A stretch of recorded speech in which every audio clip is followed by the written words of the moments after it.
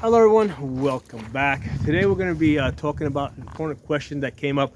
Should you test out your new gun before you start carrying it or consider it reliable to use for home defense? Okay, now before you guys start laughing and saying that the answer is obvious, consider that lots of people watching this channel are new to guns. Okay, in fact, that's part of our mission to continue to grow our ranks and turn non-gun owners into gun owners. Okay, so we can expect that lots of people out there don't know the answer to this, and it's up to us to train them. And also, basically, I'm making this video for you guys so you have some reference material that you can show them. Okay, so and here's the answer is that before you can consider any gun reliable, you have to shoot at least 300 rounds through that gun with the ammunition that you intend to carry that gun with, or use it for home defense. Okay, so you don't just test the gun out with 300 rounds of target ammo and then think that you can put like hollow points through it or plus speed loads and the gun is going to work reliably. You got to test the gun out with the ammunition that you intend to use. Okay, 300 rounds, bare minimum. Okay, now, mind you, it's not just beginners that need to know this, because I've also come across people that have owned guns, for some time. But just because people own guns doesn't mean that they shoot guns regularly. Doesn't mean that they are really trained on the guns. So there's plenty of people out there that have owned guns, but really don't shoot regularly and are not involved with the gun community, that don't regularly watch gun videos, and they just don't know the answer to this, right? So it's up to us to help them out. Okay, so there's 3 reasons why a gun would not be reliable. Okay, and this includes all guns, including brand name guns, including Glocks and SIGs and Berettas and H&Ks, right?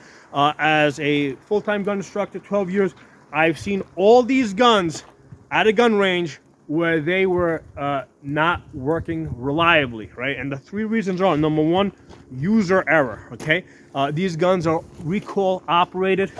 In order for this gun to work properly, you got to hold the frame steady while the slide is going back and forth. Okay, if the whole gun is going like this, you're bleeding off energy, right? So that means the slide's not going to come back all the way, and what that means is that the gun is going to either fail to eject or fail to feed. Okay, so the first reason why these guns don't work reliably is because of user error.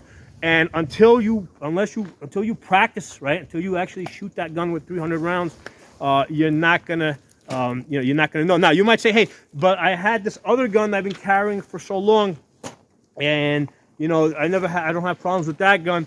So obviously I don't have a problem with my technique. Well, here's the thing: when you change from one gun to another gun, even within the same brand, right? That recoil spring might have been a lot more broken in. The new recoil spring on the new gun is going to probably be a lot stiffer, so you might get into cycling issues, right? Because of the newer, stiffer recoil spring. So you got to test the gun out, 300 rounds, okay, with the ammunition that you intend to carry. Number 2, the second reason why I find that guns don't work reliably is because the ammunition is basically mismatched to the gun. And I don't mean they're putting the wrong caliber in there. Basically, sometimes guns can be finicky, right? I've seen guns that, let's say 9mm guns, they work well with one brand, but not another brand. Especially with the new guns, where the recoil spring can be very stiff. Okay, with some of the cheaper target loads, it may not come back all the way, and you might get those failure to feeds, or you may also have problems where the gun doesn't go to lockback, right? So the gun might be cycling, but it might not be locking back on the last round. And so if it's not locking back on the last round, but the gun is working otherwise, that's an indication that you're like right there on the boundary between the gun cycling and not cycling. Okay, so the gun is going to probably work if you're holding a good, if you got good presentation, right? It's going to work. But then if you're in an awkward position or shooting the gun one-handed or in your offhand, the gun's probably not going to cycle, right? So you've got to test the gun out and I'll demonstrate in your offhand, one-handed, in order to be sure that that gun is going to reliably work under all conditions. And you should also test it on different weather conditions, not just on sunny days. Test it out on wet days and cold days, right? And the number three, the reason why I have found that new guns are not reliable is because there's something mechanically wrong with the gun. As far as like off brands, right? I've seen quite a few of them, right, at the range where like there's like something broken in the gun. It might be the magazine release. It might be the slide release. It might be something else. It might be that the rounds aren't chambering. Maybe the chamber's slightly out of spec, and some of the cases are not ejecting. So with the off brands, I over 12. We're talking about 12 years now, having trained thousands of people. So that's something that I see. Not like every day, but I see it from time to time. Now I've even seen name brands like Glocks, SIGs, H&Ks. Doesn't happen often, but occasionally there will also be some type of a fault with the gun. I've had a Kimber. Actually did a video on the Kimber where the guy was very disappointed.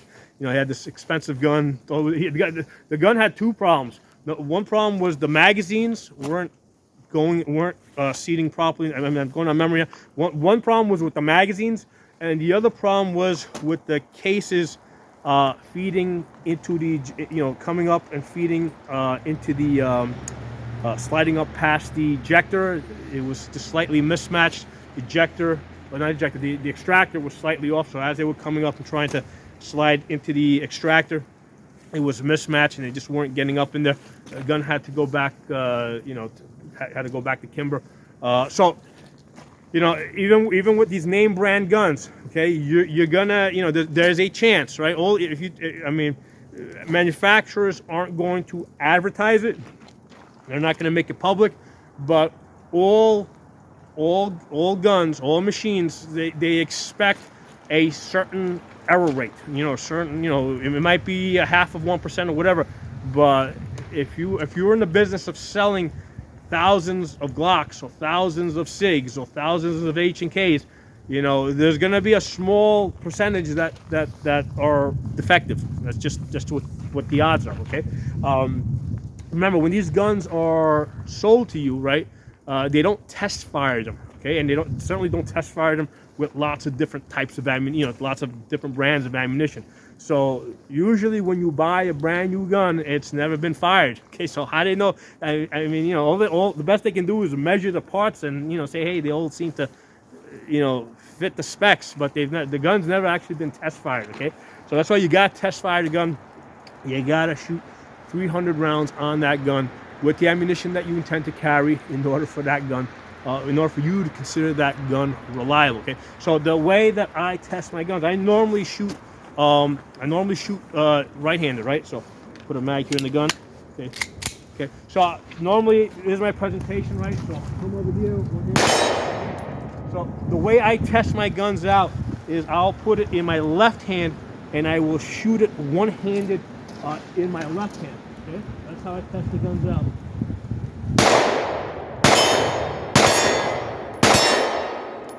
So I want to make sure that the gun goes all the way to lockout, okay, when I'm shooting it in my other hand, one-handed. That's how I know that the gun is reliable. So I don't care if you build the gun like I built this one or you buy the gun. I don't care who makes it. Generally I recommend name brands for everyday carry, especially if you're not in the position where you can where you can shoot the gun every day, right? I shoot this gun every day, so I know it's reliable. But if you're not in the position to shoot the gun every day, I definitely recommend, for self-defense purposes, stick to the military and police tested guns. Not because they're better, but they've tested it under a wider variety of conditions, right? They don't just shoot the guns when it's nice and 7 degrees and sunny outside. They'll shoot when it's like snowy, and rainy like it is today. Okay. So stick to the military and police tested guns, unless you're in the business of shooting guns every day like I am. Okay. So that's an important thing for you guys. So now the other thing I'm going to put out there, put this away. When you're talking to these new shooters, one of the things that you got to bring up is, like when they're training, how are they going to know whether it's the problem is with them or with the ammunition or with the gun? It really helps if they go to the range with somebody that's experienced, right? That can help isolate, right? And generally I recommend that they're brand new to guns, go with a professional full-time instructor that does it every day. And I'm not specifically telling you guys to come to me because you might be on the other side of the country from me, right? So I'm not trying to sell myself here. What I'm saying is that if you are new to guns, go to the gun range with a gun instructor. It's actually going to save you a lot of money in the long run because you're not going to waste ammunition trying to figure out how to basically reinvent the wheel. Have somebody teach you how to do it the right way, and then basically from that, because from that point going forward, you're practicing the correct way, right? Rather than wasting all that ammunition learning to do something incorrectly, getting jams, not knowing what the purpose, what the reason the jam is, you're better off just, and all gun ranges usually have some gun instructor that they're affiliated with. Have a gun instructor observe you. If you're new to guns, have somebody observe you to make sure that your form is good, that you're not basically just wasting ammunition, that you're practicing the correct way, okay? And the other thing I'm going to tell you guys, again, most of you guys watching this video, I know that most of you guys are going to be experienced, so this video isn't specifically intended for you guys. It's intended for you guys to have some resource material to share and show to your family and friends, because a lot of times, especially with family, they may not want to listen to you, but if they listen to it from somebody else, they might be more willing to listen to that other person, okay? Same thing goes with the wives. Like, I don't train, like, here's the thing, I don't train my wife to shoot guns, okay? I have another gun instructor. I pay another gun instructor to train my wife, okay? Because she's not gonna listen to me.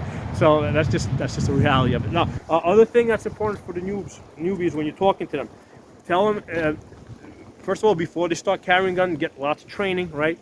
Because learning to shoot guns, at the gun range, target shooting is very different from using a gun for self-defense. There's lots of things that they got to know beyond that, when to shoot, when to not shoot.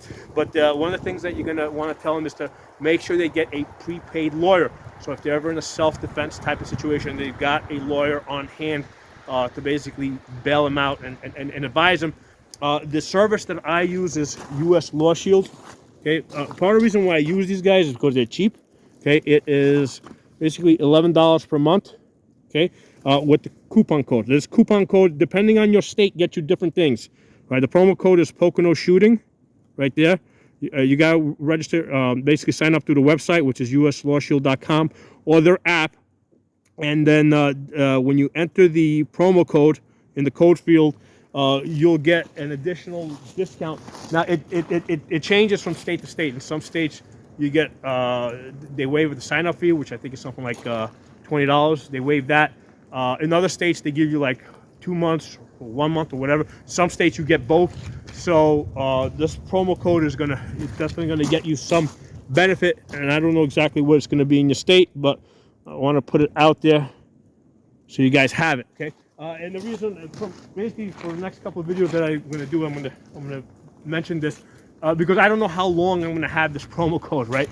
Where you guys are getting a discount. So that's why I wanted to. I'm going to start putting it out there for you guys to share. They basically gave me this promo code to give to my customers at the range, that I'm training, right? But here's the thing, all you guys watching my videos, as far as I'm concerned, you guys are my customers too, right? Because you're all getting training from me. It doesn't matter if you pay me or not pay me. So by all means, use the promo code. And anyway, as far as the service, the way, there's 3 ways that I use this legal service. The most common way that I use it is I just send the lawyer gun questions, right? Because sometimes I will have gun questions. Like for example, if a while ago I had a question, is it legal for me to carry this Polymer 80 that I built, right, in my state, right? I kind of knew the answer already, but I wanted to get the answer in writing from a lawyer, right? So, and I saved it, and now I have, I have if I ever did have an issue, I have something in writing from a lawyer that says, hey, perfectly legal in my state, especially if I'm traveling down near Philadelphia, right? Because I'm in Pennsylvania. In most of Pennsylvania, it's definitely, this is definitely not a problem, okay? The problem with places like Philadelphia is a lot of times the cops down there, they don't know the laws, okay? So if I'm going to be going to Philadelphia, I have a printout of that email basically with me just in case I ever have a problem. So that's the first way. The first way I use this legal service is I ask questions, okay? The second way is if I'm traveling to a different state, like if I go to Ohio, can I bring this gun with me? Can I carry this gun over there? So so what they'll do is they'll give you an itinerary. Like if I want to go from here to Florida, they'll tell me, you know, what states can I carry the gun through, what states I have to unload the gun, right? And which states I should avoid altogether because this gun might be illegal. You know, the unserialized gun might be illegal in those states. So I will ask them for an itinerary. And the third way I would use these if I was ever actually in a self-defense type of situation, a lot of times I'll put that as reason number one. I'm putting this as reason number three because in all likelihood, the type of lifestyle that I live, it is not likely I would ever have to use a gun for self-defense. But if I ever did, I mean, these are the guys I'm calling, okay?